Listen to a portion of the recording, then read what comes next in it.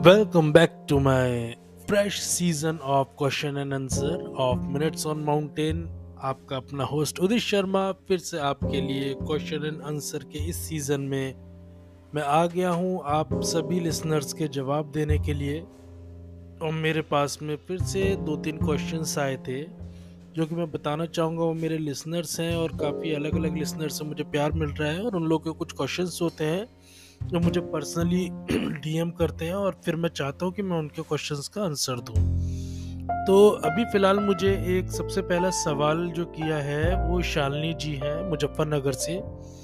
उन्होंने मुझसे पूछा था नैनीताल के बारे में कि अगर नैनीताल जाया जाए, नैनीताल आपके बहुत सारे क्वेश्चंस रहते हैं नैनीताल के बारे में कि नैनीताल जाए तो वहाँ पे स्टे करना बेटर रहेगा या फिर उसके आउटर में कोई और अच्छी जगह है जहाँ पे स्टे करके आप नैनीताल भी कवर कर सकते हैं। तो मैं शालिनी जी को बताना चाहूँगा और उनके अलावा जितने भी मेरे लिसनर्स हैं जिनका ये सवाल है नैनीताल के बारे में, उत्तराखंड में जो नैनीताल जिला पड़ता है, तो मैं आपसे कहूँगा कि नैनीताल इस समय पे काफ़ी ज़्यादा कॉमर्शलाइज हो चुका है और आप लोग वहाँ जाएंगे, वहाँ पे काफ़ी सारी चीज़ें हैं, मतलब इतना कुछ नहीं मिलेगा देखने को जितने कि आप उसके आउटर में एक्सप्लोर कर सकते हैं।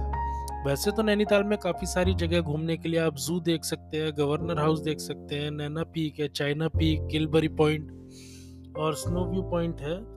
तो उससे बेटर मैं आप लोगों को ये बताना चाहूँगा कि नैनीताल से 12 किलोमीटर ऊपर एक छोटा सा गांव पड़ता है पंगोट।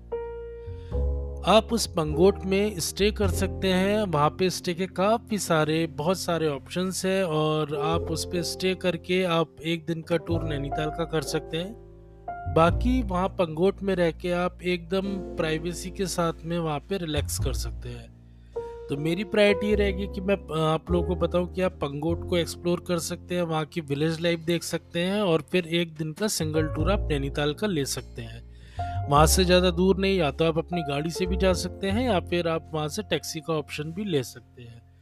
उसके अलावा एक और ऑप्शन है, आप भीमताल जा सकते हैं। भीमताल से फिर वही सिंगल डे का टूर आप नैनीताल का ले सकते हैं। 15 से 18 किलोमीटर नैनीताल पड़ता है और फिर वहाँ से आप रात को वापस आके भीमताल के पास में कई सारे ऑप्शन है, जैसे कि सात ताल है, नौकुचिया ताल है। मेरे और भी पॉडकास्ट के एपिसोड में इसके बारे में मैंने जिक्र किया है, आप उनको एक्सप्लोर कर सकते हैं। भीमताल में लेक है, नैनीताल से भी बड़ा लेक है और बीच में एक आइलैंड बना है जहाँ पे म्यूजियम बनाया हुआ है वहाँ पे प्रशासन ने।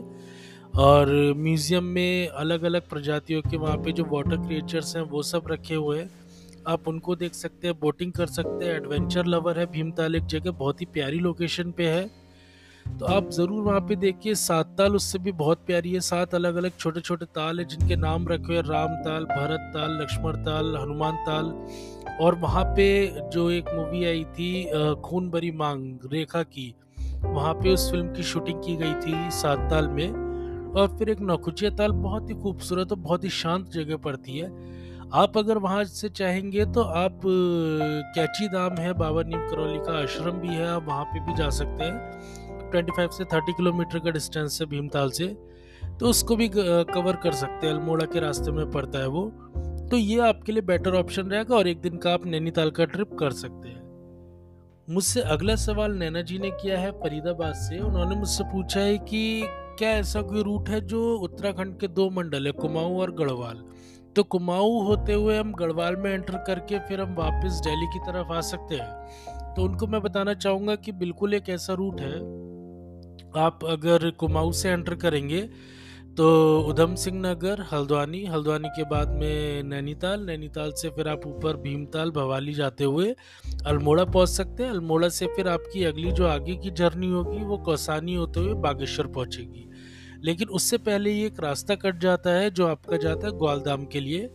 ग्वालधाम से आगे गैरसैंण एक जगह पड़ती है जिसको उत्तराखंड की समर कैपिटल भी बोला जाता है, और आप वहाँ पे जा सकते हैं। गैरसैंण से बहुत ही खूबसूरत ब्यूटी है वहाँ पे, रास्ता बहुत अच्छा है, रोड्स बहुत अच्छी है, अच्छे अच्छे नज़ारे देखने को मिलेंगे।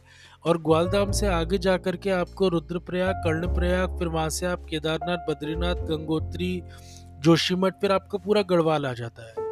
तो आप इस तरह से कुमाऊं क्रॉस करके ग्वालधाम के रास्ते होते हुए गैरसैंण क्रॉस करके आप गढ़वाल में एंटर कर सकते हैं। और उसी गढ़वाल के साथ में अलकनंदा नदी के साथ ही साथ में आप वापस ऋषिकेश की तरफ देवप्रयाग जहाँ संगम होता है अलकनंदा और भागीरथी का, आप वहां से ऋषिकेश और हरिद्वार की तरफ आके दिल्ली में एंटर कर सकते हैं। तो एक पूरा राउंड ट्रिप आपका बन सकता है। कुमाऊं से स्टार्ट करके आप लोग गढ़वाल की तरफ जा सकते हैं।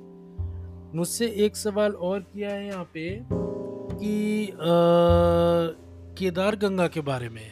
केदार गंगा क्या चीज़ है, मेरे से पूछा था मिस्टर श्लोक जी हैं, उन्होंने मुझसे सवाल किया था कि केदार गंगा के बारे में आप कुछ बताइए। तो केदार गंगा गंगोत्री नेशनल पार्क से एक ट्रैकिंग रूट स्टार्ट होता है। आप गौमुख की तरफ मत जाइए, आप केदार ताल की तरफ अगर ट्रैकिंग स्टार्ट करेंगे तो केदार ताल का एक रफ ट्रैक है जहाँ पे कोई ट्रेल भी बहुत मुश्किल से मिलती है, आप इजीली नहीं पहुंच सकते हैं। वो एक मॉडरेट ट्रैकिंग है, उसका एल्टीट्यूड भी काफ़ी अच्छा खासा है। एटलीस्ट आप मान के चलिए 3500 मीटर से ऊपर का एक एल्टीट्यूड आपको अच्छा खासा मिल जाएगा वहाँ पे। तो केदार ताल एक ग्लेशियर पॉइंट है, कैनवसेस है वहाँ पे काफ़ी सारे। वहाँ से जो ग्लेशियर से जो नदी निकलती है उसको केदार गंगा बोला जाता है।